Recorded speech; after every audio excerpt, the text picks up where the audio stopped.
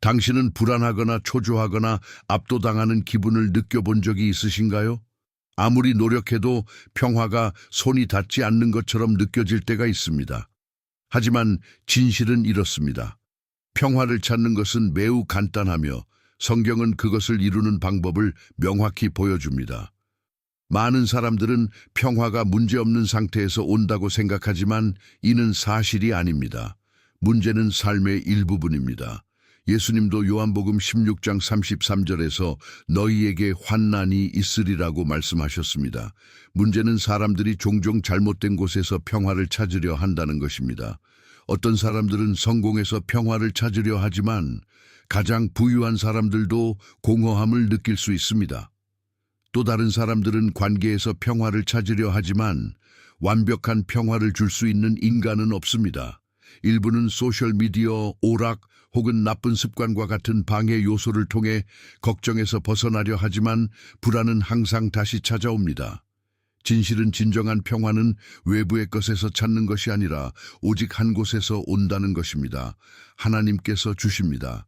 성경은 평화를 얻는 방법에 대해 명확한 답을 제시하며 이를 세 가지 간단한 단계로 나누어 설명할 수 있습니다. 첫째, 걱정을 하나님께 맡기십시오. 빌립보서 4장 6, 7절에는 아무것도 염려하지 말고 오직 모든 일에 기도와 간구로 너희 구할 것을 감사함으로 하나님께 아뢰라. 그리하면 모든 이해를 초월하는 하나님의 평강이 너희 마음과 생각을 지키리라고 말씀하고 있습니다. 이는 통제할 수 없는 일들에 대해 스트레스를 받는 대신 기도를 통해 하나님께 맡기라는 의미입니다. 그분과 대화하고 이미 이루신 일에 감사하며 문제를 그분께 맡기십시오. 이렇게 하는 순간 하나님의 평화가 당신의 마음을 가득 채울 것입니다. 둘째, 진실하고 선한 것에 집중하십시오. 기도하라고 말씀하신 후 바울은 빌립보서 4장 8절에서 또 다른 중요한 조언을 제공합니다. 무엇이든지 참되고 무엇이든지 고상하며 무엇이든지 옳고 무엇이든지 순수하며 무엇이든지 사랑스럽고 무엇이든지 칭찬할 만한 것이 있으면 이런 것들을 생각하라. 만약 당신의 마음이 부정적인 생각, 걱정, 거짓으로 가득 차 있다면 평화를 찾을 수 없습니다. 하지만 성경을 읽고 하나님을 찬양하며 그분의 선하심을 되새기면서 마음을 하나님의 진리로 채운다면 진정한 평화를 경험할 수 있습니다.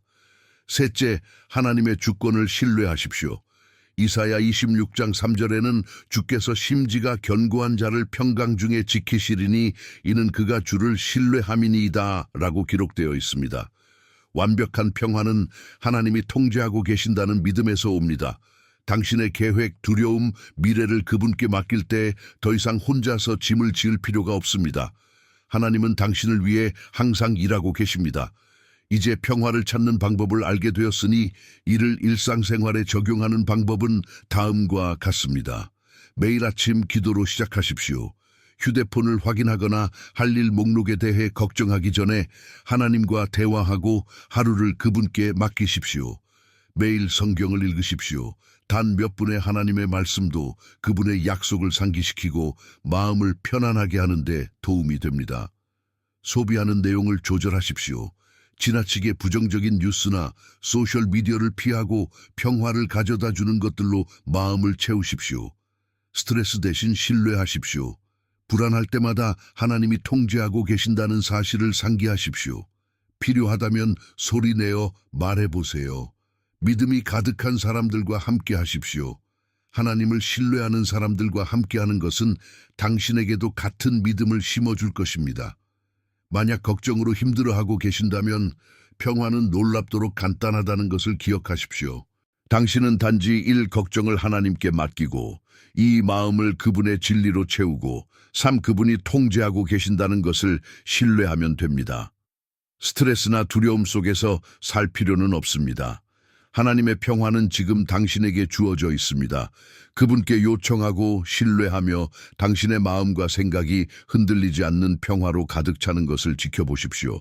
이 메시지가 당신에게 감동을 주었다면 댓글에 하나님의 평화를 받습니다 라고 적어주시고 오늘 이 말을 들어야 할 사람과 함께 나누는 것을 잊지 마십시오.